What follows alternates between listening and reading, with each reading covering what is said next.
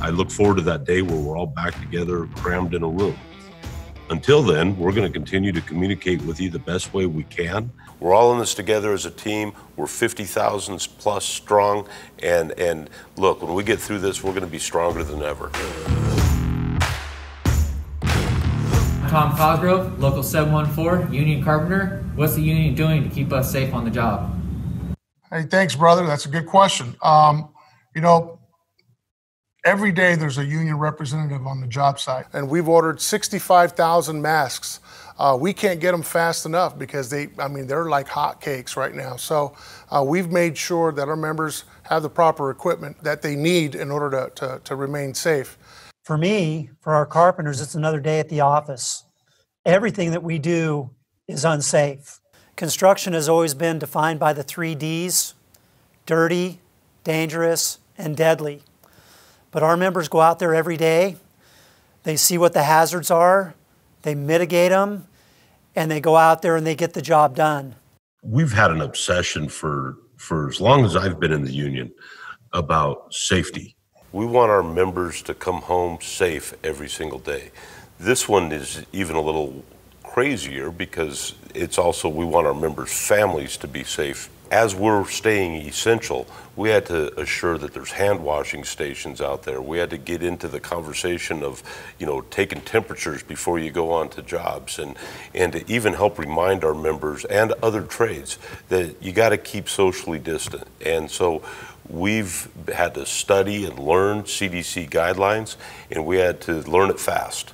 And we had to get out there and collaborate with the contractors, the agencies, the elected officials to make sure that those things were all being implemented, because at the end of the day, the carpenters, you're the leader on the job. We're the ones that are setting the pace. We're setting it for everybody out there to make sure that these things get done. There's one thing I really want to put emphasis on, and that is we haven't asked our membership or anybody to do anything that we're not willing to do ourselves. Me, myself, personally, Brother Hawk, Brother Langford, and all the representatives that are part of this organization. We've been walking jobs day in and day out.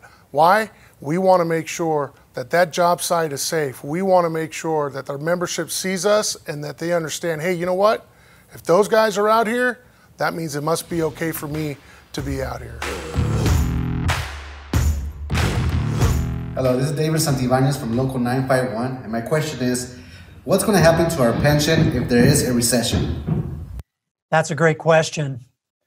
And one thing that we have as an advantage is we have time. Pensions are always a long game. You don't have to panic when there's a bad year, just like you don't overly celebrate when there's a good year. So your trustees haven't panicked. We are going to stay with that long-term strategy. You have a healthy pension, it's well-funded, and we don't see that anything is going to change short-term. One thing that we're really excited about is that this next Corona relief package, I believe it's the 4th package, we were able to get in language to institute the GROW Act. And what the GROW Act does is it favors healthy pensions. And if we're ever going to increase our yearly payouts and get back to those $200 credits or even more that we all enjoyed, it's going to be transitioning to the GROW Act. I like the fact that what we've done and what we've promised and what we've presented to our members is what we have. We've always been truthful, we've been upfront. If we say it's a $100 credit, that's what it is. So if we tell you we're going to give you $1, it's because we got $1 in our pocket. If we tell you we're going to give you $2, it's because we have those $2 in our pocket. We're not banking on something, we're not wishful thinking, we're not working off of projections or anything like that. It's because we've got it in hand, and that's going to be what you're going to take home. And remember, we're not just union officials, we're not trustees on that fund, we're participants. That's our pension too. And a guy that's closer to retirement than the other 2 guys that are on this call, it's important to me that that fund is healthy now and healthy for the apprentice that's starting today and is looking for a retirement in 30 years. So just remember, we're in it for the long haul. I'm Shane Thompson. I'm working here at Las Vegas Convention Center. My question is, the new safety guidelines today, right now, are they the new norm for our construction industry? So the question is, are these safety protocols we have in here today the new norm for the construction industry? We don't have a crystal ball on that.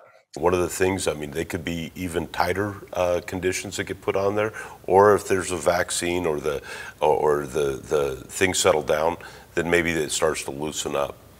I think that there's been some good lessons that have come out of this stuff, though, too. You know, the hand washing, the distancing, the just being cognizant of your environment is critical. You know, if this coronavirus goes away instantly tomorrow, we don't want our members even catching the flu or the common cold. So I think that this has opened up to something that's new. What does it hurt? What does it hurt to put the face mask on? You know what I mean? Risk over reward, right? You're going to be rewarded. I get it. It could be kind of a pain in the butt because your glasses fog up and stuff like that. But if that's the biggest pain in the butt, that your glasses are fogging up, that's a good day because you know that you didn't bring anything home to your family. I'm going to show my age a little bit. I've been in this industry for 42 years.